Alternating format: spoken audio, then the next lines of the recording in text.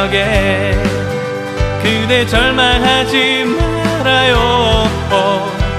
누군가 그대와 같이 벽을 밀어 부술 테니 다 같이 노래해요.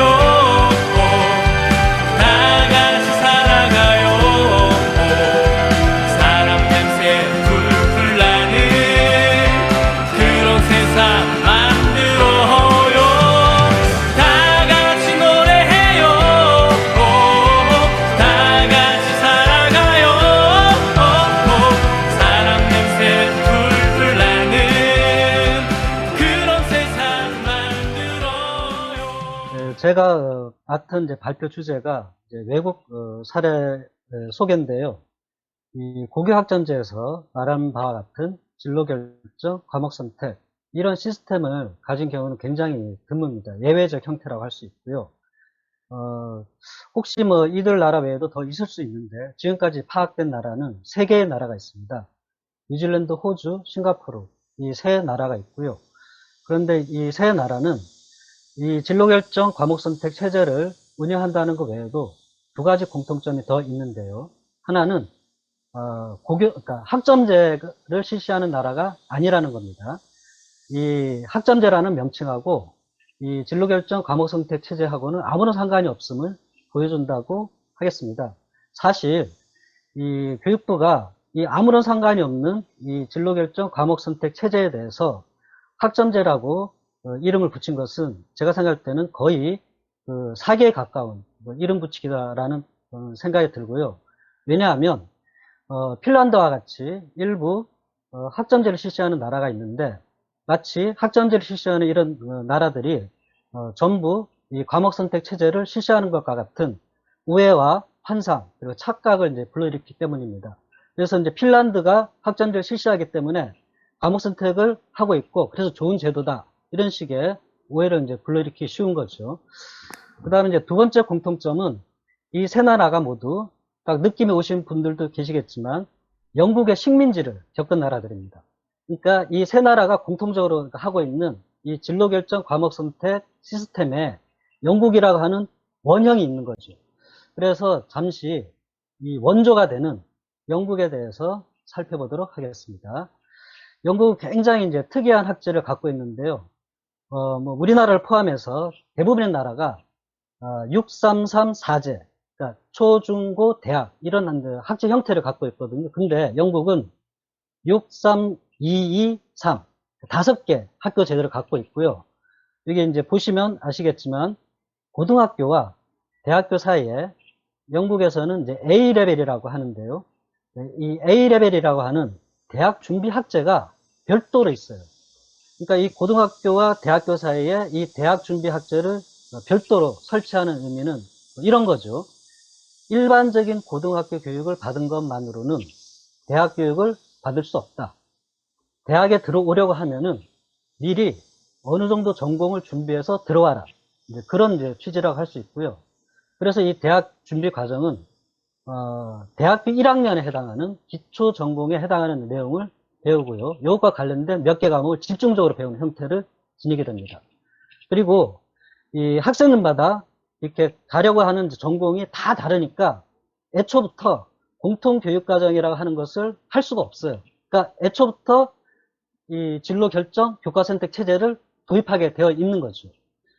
그런데 이 영국에서는 이 대학 준비 학제가 별도로 있는데 이 영국의 학제가 이들 식민지를 경험한 나라들로 건너가면서 변형이 됩니다.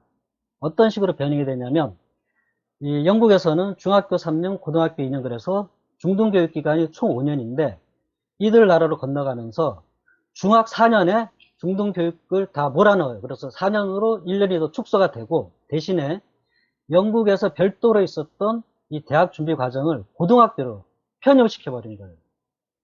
그래서 이 원조인 영국은 고등학교에서 이 진로결정 교과선택 시스템을 운영하는 사례에 해당이 안 되고 이 식민지에서 이 변형된 학제를 운영하는 나라들이 고등학교에서 이 진로결정 교과선택 체제를 운영하는 나라들이 되었다. 이렇게 말씀드릴 수 있습니다.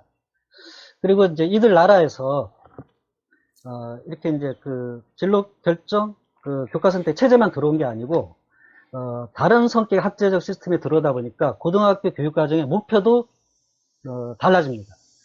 여기 이제 핀란드와 뉴질랜드 교육과정의 목표를 담은 문서를 제가 일부를 소개해 드렸는데요. 위에 보시면 이거 핀란드 교육과정 문서에 나오는 내용입니다. 핀란드에서는 고등학교 교육의 임무는 포괄적인 일반 교육을 강화하는 것이다 라고 해서 보편교육을 강화하는 것이 고등학교 교육의 기본적 성격과 과제다 라는 부분을 명확하게 이제 얘기하고 있고요. 그 반면에 뉴질랜드에서는 더 확대된 선택과 전문성, 그리고 선택에 따라 학습 영역에서 전문화할 수 있다면서 전문성을 강화하는 것을 방점을 둔 형태로 되고 있습니다. 이렇게 그 진로 결정 과목 선택 체제를 이제 가진 나라들은 다른 형태의 교육과정 시스템을 가지고 있을 뿐만 아니라 학제 성격이 다르고 고등학교 교육의 교육과정의 목표도 다르다라는 부분을 확인할 수 있습니다. 그러면 이런 나라들에서 실제로 이제 교과 선택이 어떻게 진행되는지 살펴보도록 하겠습니다. 먼저 뉴질랜드인데요. 이 표는 그 뉴질랜드 그 교육부의 이제 홍보 자료에 학생들의 이제 교과 선택 예시를 이렇게 나타낸 표예요. 한눈에 보시면 3년 동안 배우는 과목이 몇 개 안 되죠. 적습니다. 이게 보시면 레벨 1, 레벨 2, 레벨 3 이런 부분이 나오는데 요거는 이제 우리로 치면 학년 비슷한 것이다 이렇게 보시면 되는데 한 학년에 5개에서 6개 과목을 배우고 있고요.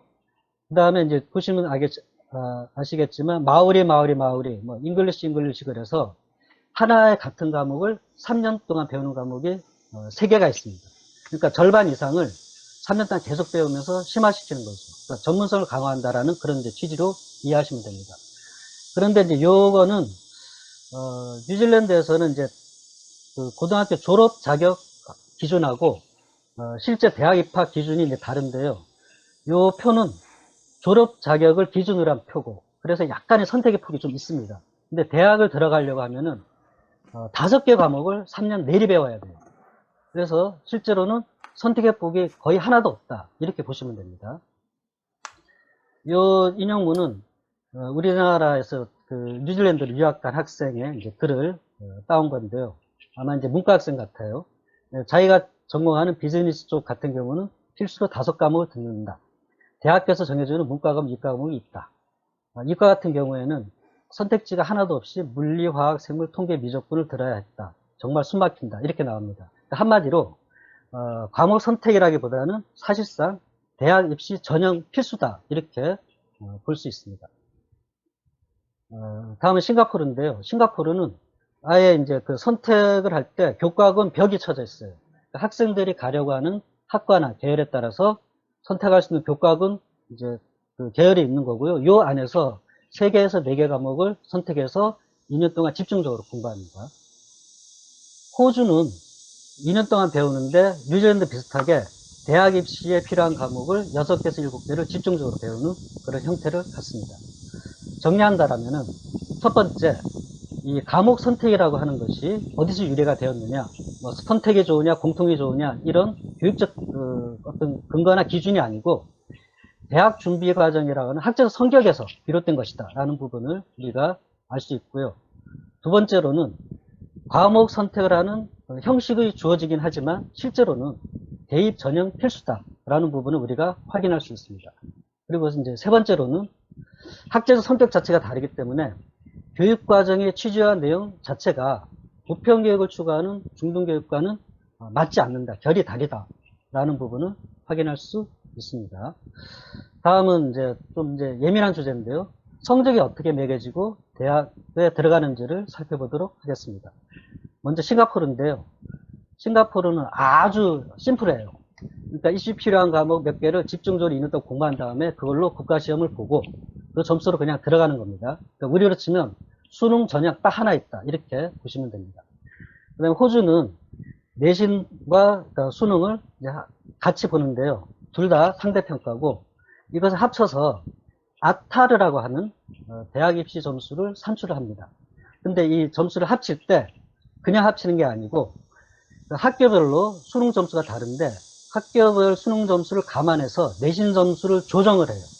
그래서 이제 악하다는 점수를 내는데, 다시 말씀드리면, 정부가 공식적으로 성적에 따라서 학교 등급을 매기는 아주 희한한 경우라고 할 수 있습니다. 그 다음에 이제 뉴질랜드인데요. 뉴질랜드는 조금 복잡하고 또 되게 흥미로워요. 일단 내신하고 국가시험 모두 4등급 절대평가를 방식을 취합니다. 그런데 이 절대평가를 하긴 하는데 형식적으로 우리가 아는 그런 이제 절대평가가 아니고 결과적으로는 상대평가 및 서열적 점수로 산출이 된다. 이렇게 말씀드릴 수 있습니다. 보통 어떤 이제 과목을 등급을 매길 때 절대평가에서 이제 우리가 이제 아는 거는 그 과목 전체에 등급을 매기는 이제 방식으로 이제 알고 있는데, 뉴질랜드는 이제 그렇게 하는 게 아니고요. 어떤 이제 과목이 있으면 그 과목에 이제 여러 주제나 단원들이 있잖아요. 이 주제나 단원들이 전부 다 별개의 평가 항목이 되고, 이 항목마다 따로따로 등급을 매기는 거예요. 그리고 이게 학점이 돼요. 그래서 만약에 어떤 과목이 20점짜리다라고 하면은 20점의 평가 항목이 20개의 평가 항목이 있는 거고, 제일 높은 등급이 이제 4점의 이제 가중치가 주어지거든요. 그래서 20점, 20학점이면은 80점 총점의 과목 점수가 산출이 됩니다. 수행평가 방식도 달라요. 그러니까 수행평가를 할 때 그 기준을 교사가 설정하는 게 아니고 전국 통일적 기준이 위에서 내려옵니다. 정부에서. 그래서 그 기준에 따라서 평가를 매기고, 사람마다 좀 다를 수 있으니까 교차해서 검증을 하고, 또 옆에 학교와 같이 학교 간에도 교차해서 검증을 하고 아주 엄격하게 그 기준을 관리해요. 그러니까 수행평가도 전국 통일적으로 국가에서 그 기준이나 등급 비율을 조정할 수 있는 거죠. 결과적으로는 상대평가가 된다. 이렇게 보시면 됩니다. 그래서 이런 과정들을 거쳐서 이 랭크 스코어라고 하는 대입 성적으로 최종 환산이 되는데 320점 만점이 되는 거예요. 요 표에 보시면 이제 예시가 나와 있습니다. 이 학생은 5개 과목을 들었는데 210점의 랭크 스코어로 최종 환산이 된 거죠. 그리고 이제 이 학생들마다 이 랭크 스코어로 대학을 들어가야 되는데, 뉴질랜드 대학에서는 해마다 입학 고장 점수라는 것하고 최소 지원 점수라는 것을 발표를 합니다. 요거는 이제 그 뉴질랜드에서 제일 잘 나가는 오클랜드 대학의 입학 고장 점수 표인데요. 이 표에 보시면 280점이 제일 높은 점수예요. 그리고 이제 그러니까 전국의 모든 대학과 학과가 이 점수로 서열에 공개적으로 고시가 되는 형태다. 이렇게 보시면 됩니다. 정리를 하자라면 형태는 조금씩 다르지만 모두가 서열적 점수로 귀결이 되고, 이 서열적 점수로 대학 진학이 결정이 된다라는 것을 확인할 수 있고요. 근데 이것은 우연이 아니다. 이 시스템 자체가 입시 몰입 성격을 가진 시스템이기 때문에 객관적 공정성이 굉장히 강하게 요구되고, 그래서 이 점수가 필연적으로 원리적으로 결과하는 것이다 라고 볼 수 있고요. 뉴질랜드 사례는 아주 중요한 시사점을 준다라고 생각합니다. 그러니까 나름 교육적 견지에서 절대평가를 하려고 하는데 이 객관적 공정성에 대한 압력을 견딜 수 없기 때문에 결국에 서열적 점수로 귀결이 된다라는 것을 잘 보여준다, 이렇게 볼 수 있습니다. 그리고 이 시스템을 좀 더 이제 거시적인 차원에서 이렇게 좀 평가할 필요가 있는데요. 기본적으로 이 대학 준비 과정은 고등교육의 기회를 축소하는 진입장벽의 성격을 갖습니다. 영국 같은 경우는 고등학교를 졸업한 다음에도 A레벨이라고 하는 학교를 한 번 더 다녀야 되고요. 그 다음에 이제 지금 이제 소개한 사례의 나라들은 학교를 한 번 더 다니는 건 아니지만 연령에 비해서 굉장히 어려운 내용을 배워야 됩니다. 그러니까 문화적 장벽이 굉장히 높은 거죠. 그래서 중간에 탈락하는 학생들이 굉장히 많아요. 뉴질랜드를 보면은 입학생 중에 45%가 중간에 탈락을 합니다. 그리고 이제 55% 정도가 졸업을 하게 되는데, 그 중에 또 15%는 대학 진학 자격을 획득을 못해요. 그리고 40% 정도가 대학 진학 자격을 획득하는데, 또 그렇다고 해서 자기가 원하는 대학에 가는 거야 하면 그건 아니죠. 그건 또 별개의 문제죠.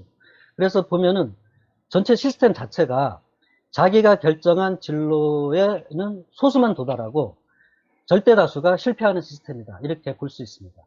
호주도 뉴질랜드하고 비슷하고요. 싱가포르는 굉장히 극단적인 서열화 걸러내기 시스템이다. 이렇게 보시면 됩니다. 초등학교에서 중학교 올라갈 때도 시험 쳐서 다 거르고, 중학교에서 고등학교 올라갈 때 다 거르고, 이래갖고, 고등학교인 대학 준비과정에 갈 때는 해당 연령의 10%만 그 학교에 들어가는 거예요. 아주 극심한 걸러내기 시스템이다. 이렇게 보시면 됩니다. 따라서, 이 엄청난 이제 그 불평등을 이 시스템이 조장을 하고 정당화하는 기제의 기능을 갖는다라는 것이 이제 분명하고요. 자세한 내용은 요거는 이제 생략하도록 하겠습니다. 참고, 자료집에 자료를 참고하시면 좋을 것 같습니다. 그 다음에 이 시스템이 영국이라고 하는 이제 굉장히 봉건적인 어떤 교육문화, 귀족교육 따로 있고, 서민교육 따로 있고, 이런 이제 그 문화 속에서 이제 유래된 것을 알 수 있듯이, 굉장히 시대착오적인 것에서 출발한 거고, 그 다음에 이제 지금 시대하고는 특히 안 맞죠. 이 대학 교육이 보편화되는 지금 시대 흐름하고는 특히 이제 안 맞는다. 그리고 또 하나는 OECD 2030에서 얘기하듯이 사회가 복잡하고 빨리 변할수록 보편교육 강화가 요구되는데 이런 또 시대적 요구하고도 맞지 않는다라고 이제 볼 수 있고요. 그래서 최근에 이들 나라에서도 이런 문제의식이 굉장히 빠르게 확산되고 있어요. 특히 이제 뉴질랜드 같은 경우는 이제 이 시대 변화에 맞게 이 방향을 바꿔야 되겠다라고 사회 논의가 있었고, 그에 따라서 교육부에서 공식적으로 보편교육을 강화하는 쪽으로 방향을 틀기 시작했습니다. 여기 이제 두 개의 인용문을 소개했는데요. 얼마 안 되는 내용이에요. 작년 12월에 뉴질랜드 교육부에서 발표한 내용입니다. 여기 위에 있는 붉은 줄을 보시면 앞으로 이 광범위한 학습 영역에 걸친 폭넓은 교육에 다시 초점을 맞출 것이다. 보편교육을 강화하겠다라는 거죠. 그리고 이제 두 번째 인용문을 보시면 또 의미 있는 문제식 표출이 되는데요.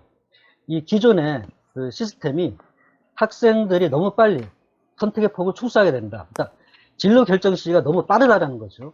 그래서 이런 이제 문제식 속에서 보편교육을 강화하는 형태로 교육개혁을 지금 진행 중에 있는데요. 이 학제가 이제 역사적으로 이렇게 구축되어 온 것이기 때문에 학제 자체를 바꾸지는 못하고, 레벨 1, 고등학교 레벨 1 학생들은, 보편교육을 강화하는 쪽으로 가겠다라고 지금 추진 중에 있습니다. 근데 이제 뉴질랜드 레벨 1은 우리 학령으로 치면 고등학교 2예요. 그래서, 만약에 레벨 1에서 보편교육을 강화하는 쪽으로 가면은, 기존의 다른 나라 크게 차이가 나지 않는다. 이렇게 볼 수 있고요. 그런데 어쨌든 중요한 것은 기존에 이 시스템을 하는 나라도 시대 변화에 맞지 않기 때문에 방향을 보편교육 강화로 틀고 있는데, 우리나라는 거꾸로 이 시대착오적인 시스템을 지금 도입하는 그런 이제 황당한 사례, 정말 시대 역행적인 상황에 놓여 있다. 이렇게 볼 수 있습니다. 지금까지 좀 핵심적인 이제 주제들 중심으로 해서 간단하게 사례들을 좀 살펴봤는데요. 그런데 이 시스템이 우리한테 들어올 때는 또 다른 조건에 놓인다라고 볼 수 있습니다. 그래서 우리하고는 또 어떤 지점이 다른지를 간단하게 살펴보도록 하겠습니다. 첫 번째, 일단 우리는 이들 나라들과 다르게 전혀 다른 학제적 시스템, 역사적 맥락이 있다라고 이제 볼 수 있는데 굉장히 이질적인 시스템이 들어오는 거죠. 그래서 지금까지 보면은 과목을 공통으로 할 거냐, 선택을 할 거냐, 이런 현상적인 지점에 논의가 주로 맞춰져 있었는데, 이 이질적인 시스템이 들어오면서 굉장히 크고 작은 복잡한 문제들이 발생할 가능성이 높다라고 볼 수 있고요. 일단 이거 하나를 좀 지적하면서, 두 번째로는 진로 결정 시기의 문제입니다. 진로 결정하는 시기는 비슷해요. 이제 학령으로 따지면 10학년입니다. 그런데 이제 엄밀하게 따지면 우리가 한 학기가 더 빠른데 어쨌든 비슷한데, 이 결정 시기는 비슷하지만 지금 소개시켜드린 나라들은 이 생활상의 독립이 훨씬 빠르잖아요.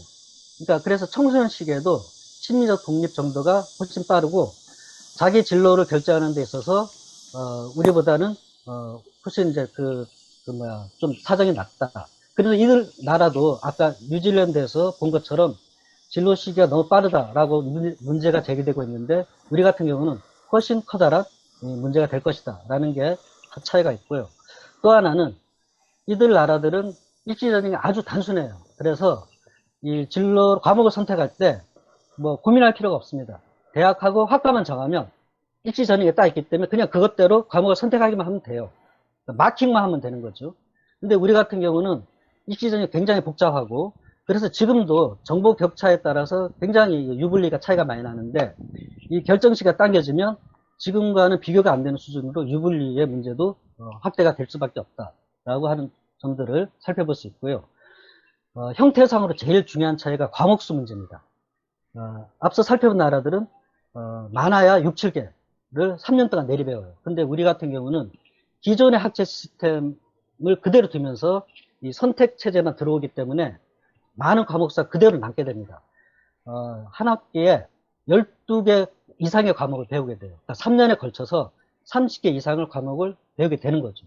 근데 이 수십 개의 과목이 이 복잡한 학종이랑 수능이랑 대학별고사랑 다 연관이 돼 있어요. 뿐만 아니라 학생 입장에서도 조금이라도 그 입시에 보탬이 되는 과목을 선택하게 됐기 때문에 이 수십 개의 과목이 전부 학생들의 부담으로 되는 가공할 입시 부담 체제다, 이렇게 볼 수 있고요. 그리고 이 와중에 특목고에서 하던 그 전문 교과까지도 들어와요. 난이도가 확 올라가게 되죠. 그래서 이 엄청난 어떤 입시 부담으로 앞으로 작용할 것이다 라고 볼 수 있고요.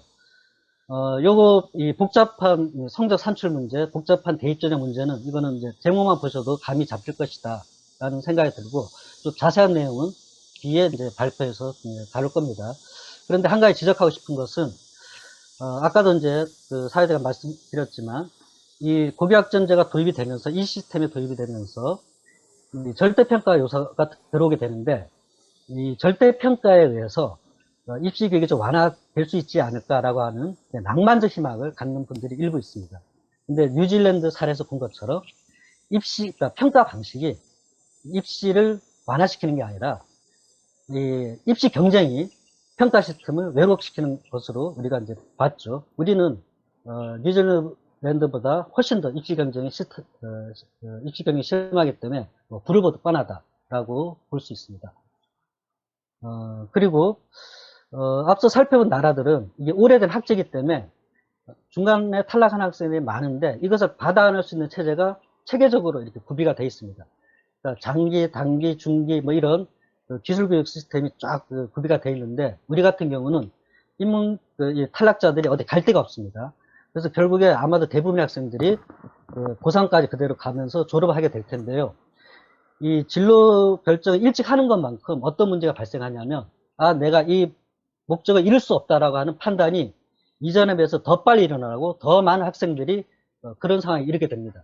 그러니까는 목표를 상실한 학생들이 더 빨리 더 많이 늘어날 가능성이 높다라는 거고, 아주 심각한 교육적 문제를 야기할 가능성이 높다, 이렇게 생각됩니다. 그리고 이제 마지막으로 강조하고 싶은 것이, 이 시스템 자체가 입시 몰입 시스템이에요. 그래서 이 시스템이 그렇지 않아도 입시 경쟁이 심한 우리나라 상황에 들어올 때 어떤 힘과 방향을 작용할지는 눈에 안 봐도 선하다라고 하는 부분을 강조드리면서 발제는 이제 이것으로 마치고요. 원고를 직접 읽어보면요, 내용이 워낙 방대하고 굉장히 구체적입니다. 물론 다른 분들도 미리 읽어보셨는지 모르겠는데요. 제가 보니까 이 정도의 내용을 왜 우리는 그동안 전혀 몰랐을까라고 할 만큼 정말 놀라운 내용들이 이번에 발표가 됐습니다. 우리나라 교육과정을 연구하시는 교육학자님들 이런 것에 대해서 도대체 외국의 비교 연구를 통해서 이런 것들은 언제 이렇게 좀 제대로 우리한테 소개를 왜 해주지 않았는지, 정말 그럴 만큼 저는 대단히 내용에서 충격을 많이 받았어요. 특히 뉴질랜드나 호주 같은 경우에 이게 완전 입시 몰입 경쟁 교육이 진행되고 있다는 사실 자체가 정말 경악스럽습니다. 그리고 그것이 우리나라에 지금 고교 학점제라고 하는 형태 이름으로 사실상 들어오고 있고, 그게 고교 학점제가 결국은 입시 몰입 교육으로 결과할 것이다. 학생들의 다양한 선택이라는 것은 결국 입시 기준에 있어서 유불리로 가는 것이고, 이게 결국은 다양한 선택이 아니라 입시 전형 교육 과정으로 기결될 것이다. 그런 이야기였던 것 같습니다. 자, 이제 썰을